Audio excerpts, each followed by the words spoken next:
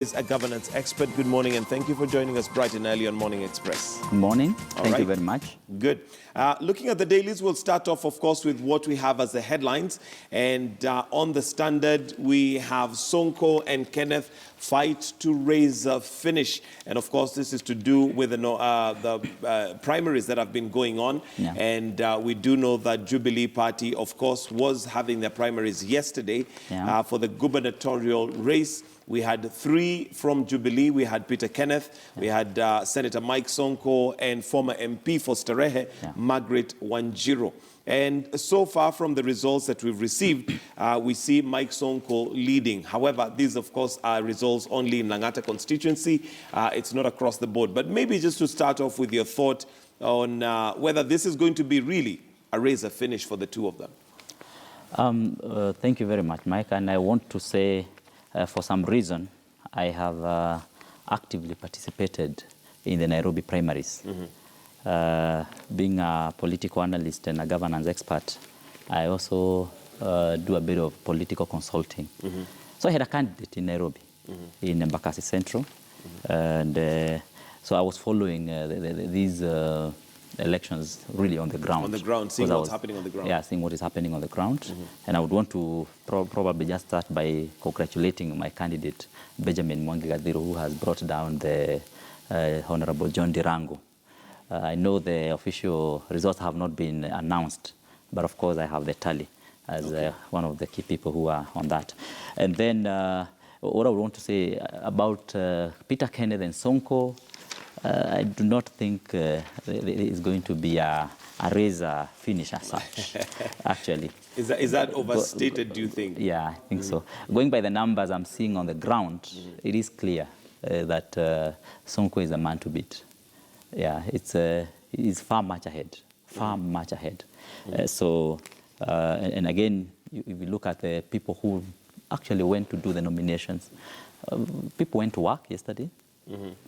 Offices were not closed. It was not a public holiday. So people who... But isn't it interesting that even the numbers for the nominations this time are quite overwhelming, unexpected? Indeed. Normally nominations are very poorly attended. Yeah, indeed. And I noticed that even up to around 6 p.m. yesterday in the evening, we still had very long queues. And this shows that people really are kind of appreciating the kind of democracy that Kenya should actually be. It's a positive thing for us as a country. Yeah, but again, people who were at work yesterday, it would be difficult for you to leave office without probably very compelling reasons or even a good arrangement to go and queue the whole day. Because some of the people who were on the queue were there as early as 4 a.m. Right. Some people may have been there at 4 a.m. probably hoping they can vote by 7 a.m. and go to work. Yeah, but again, you realize that some people are there at 4 a.m. and at noon or even at 2 p.m. they still had not voted because the queues were again so long. And interestingly, some people even slept in the polling centers. That is to show how much interest these elections are actually drawing. Yeah, and Sonko is a person who is coming out very strongly on the ground. All the stations I listened to, he was leading by a big margin. Yeah, and given that the people who really had the time to go and vote are people who at times are not in the office. The elite may not have had a good time, an opportunity probably, to go and express themselves. And that really would be the voting bloc for Peter Kenneth.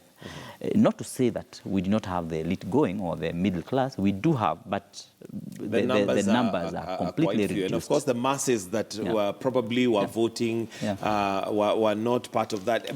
But looking at that, there's also Honorable Margaret Wanjiru. And, well, she's currently under arrest for apparently destroying some material or causing trouble. And your thoughts on her, basically significance in this particular Nairobi gubernatorial race? I don't think she would be very significant. Should be if she was running probably as a woman rep, as a senator, or even as a MP, maybe for Starehe, should be very... should have better chances. Yeah, but at this point, the people who we are watching now is actually Sonko and Peter Kenneth. And from what you're saying, and even from the results that we've seen, because what we've received from Langata so far, as the results, we have Sonko with 7,000 and Peter Kenneth with 2,000, which is a fairly huge margin to bridge. Yeah, and you know, Langata is not necessarily a Jubilee stronghold.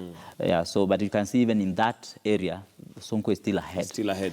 Yeah, but then I realized that there's a statement that was issued yesterday in the afternoon by Jubilee Party that they had stopped voting of people who are not in the list, in the register. Yeah, because, and they claimed there would be infiltration from other people, and these would probably be people from other parties like ODM who may want to also play a part in determining who wins this position, so that then they can advantage their candidate at the end of the day. And I think that was geared towards helping ensuring that there are no numbers which are probably coming to boost Honorable Sonko into this position. And this, I wish, really was a statement that had been given earlier, because having people voting with ID cards when they are not in the register really opens up Pandora's box. Yeah, but I think this was to help have people who may want to support Sonko and they are not members of Jubilee Party probably not to get that opportunity. All right.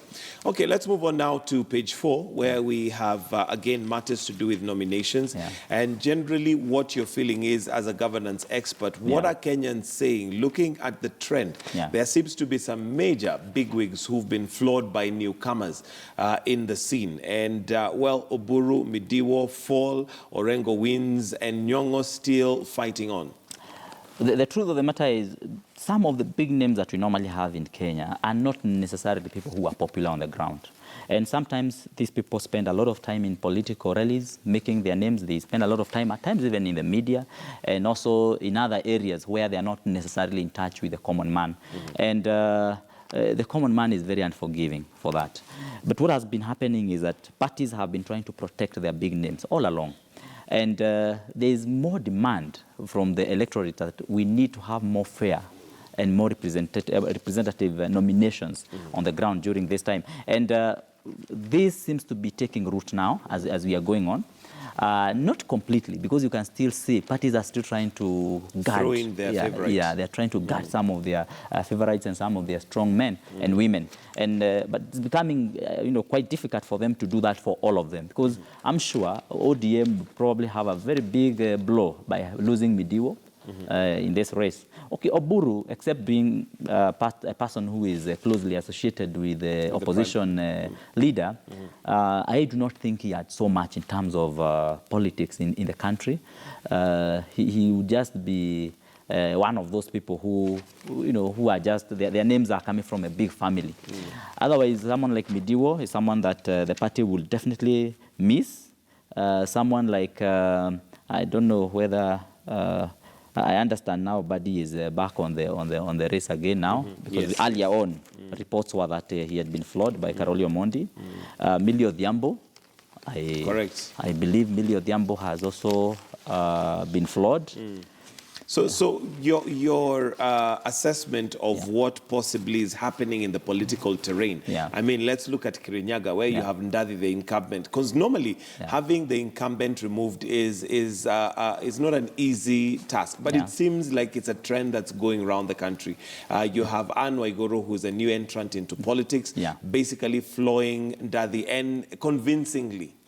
Indeed, and the incumbents, especially the governors, they're in for trouble. And this we had predicted, we had said, more than 80% of the governors may be sent home. Actually, even more than 80%. And we are seeing that now happening.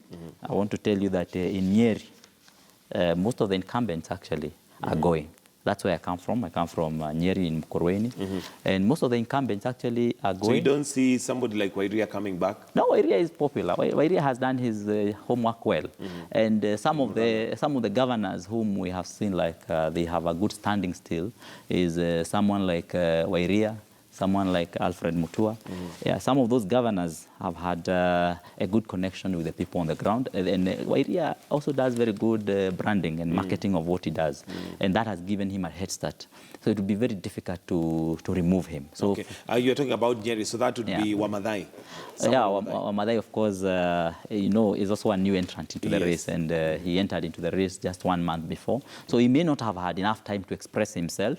Unfortunately, Wamadhai did not express himself when the governor... Even as deputy governor, he seemed to be very quiet and unknown. Indeed. Actually, he came into the limelight, at the point now where he was taking over from the late. That is it. I'm saying that's what may have been the biggest undoing for him. Because what happened in Nyeri is that Wamadhai, when Gachagua was sick and was going for treatment abroad, that was his time to... That was the time to express himself. But now he did not come out clearly. What happened is that the brother to the late governor, Rigathi, is the one who took over and ran the show.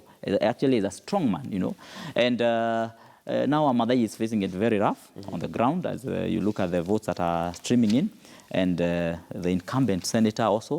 And by the way, the senator was always the heir apparent of Governor Gachagua. Mutahi Kagwe. Mutahi Kagwe. Yeah, but for some reason, the last minute there was a split. And Wamadhai said, no, I'm also in the race. And that may have complicated Mutahi Kagwe's chances completely. And so the man to watch in Nyeri would be not really. It will be Mr. Dr. Wahome Gakuru. That would be the man to watch, actually. And that would be a change of things because he's new as well. Dr. Wahome Gakuru was number 2 last time. And the margin, the difference between Honorable Gachagua and Gakuru was only 10,000 votes. Because one had about 136,000 and the other one had about 126,000 votes. Yeah, so the difference was only 10. And what happened is on the ground, naturally, Gakuru rose when Gachagua left. He rose politically to a very, very high level, even though he had kind of remained suppressed for some time. And, one would have expected maybe Mutahi Kagwe would be the one who would come in and fill that gap. Then when Wamadhai came in, it complicated issues. And naturally, the person now who won people's hearts is Dr.